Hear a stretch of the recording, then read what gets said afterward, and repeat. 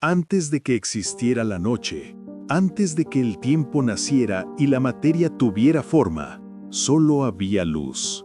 Una luz infinita, pura, tan intensa que no podía medirse. En medio de esa inmensidad divina, surgieron los primeros seres creados por Dios, los ángeles, espíritus perfectos que reflejaban su gloria y su voluntad. Entre ellos, uno brillaba más que todos los demás. Su nombre era Luzbel, el portador de luz, el más hermoso de los ángeles, el reflejo más cercano de la perfección celestial. Era tan brillante que su sola presencia llenaba los cielos de música y resplandor. Era la joya de la creación divina. Luzbel no solo era bello, era sabio, majestuoso, y su voz podía llenar los mundos con armonía. Cuando dirigía los cánticos de los coros celestiales, los cielos vibraban con una fuerza indescriptible. Su luz era el amanecer de la creación. Todo en él inspiraba devoción, admiración y asombro. Los demás ángeles lo seguían con respeto, porque su esplendor parecía una extensión de la gloria de Dios. Durante eones, Luzbel fue el favorito. Nadie dudaba de su fidelidad, y su nombre era pronunciado en los salmos del cielo. Se dice que fue adornado con piedras preciosas, con oro y zafiros, y que su trono se alzaba cerca del de Dios. Pero dentro de esa perfección comenzó a gestarse un silencio distinto, un eco que no provenía del amor, sino del orgullo. El reflejo de la luz divina empezó a mirarse a sí mismo, y en su propio resplandor descubrió una fascinación nueva, la de verse igual a su Creador. El amor puro que lo había impulsado a servir empezó a transformarse en deseo de ser adorado. No quería ya solo reflejar la luz, quería poseerla. No bastaba con ser el portador, anhelaba ser la fuente. Así, en el corazón del más hermoso de los ángeles, nació la primera sombra. Luzbel comenzó a cuestionar el orden del cielo.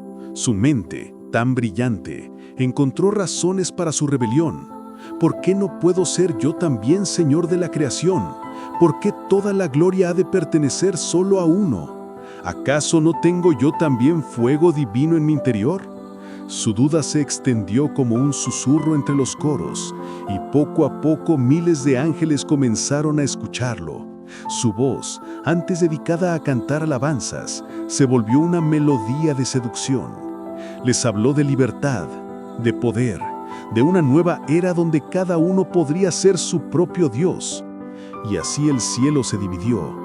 Algunos ángeles confundidos miraban con temor a su antiguo líder, mientras otros lo seguían fascinados por su fuego y su carisma.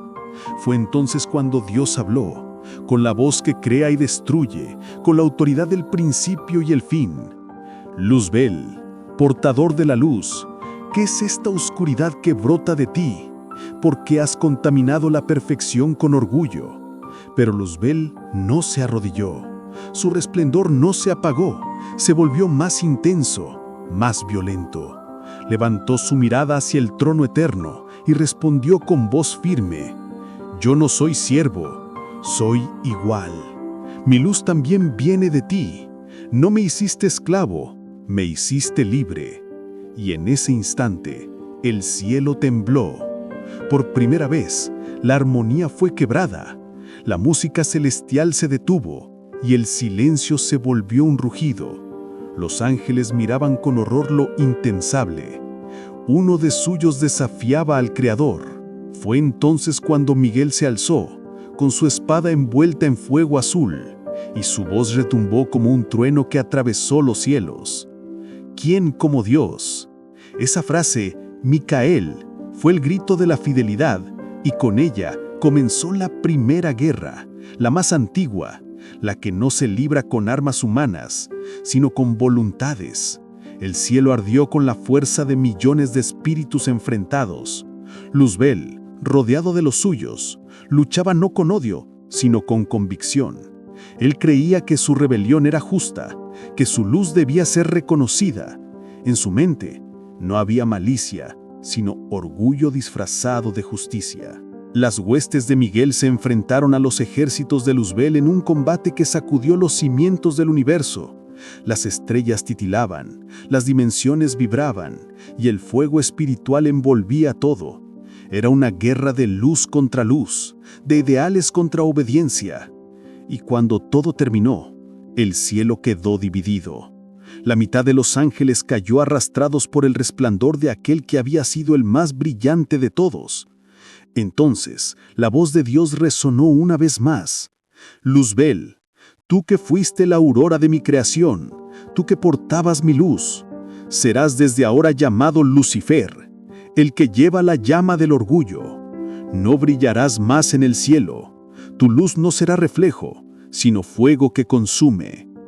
Y con esas palabras, Luzbel fue arrojado al abismo.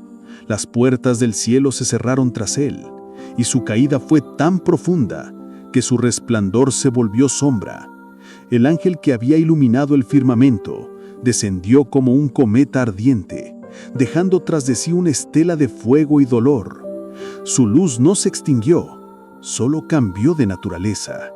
Lo que antes era pureza, ahora era deseo. Lo que antes era adoración, ahora era ambición. Cuando tocó la tierra, el cielo lloró. Los ángeles que permanecieron fieles guardaron silencio. Luzbel, el portador de la luz, se había convertido en símbolo de la pérdida, pero aún en su caída, su belleza no desapareció.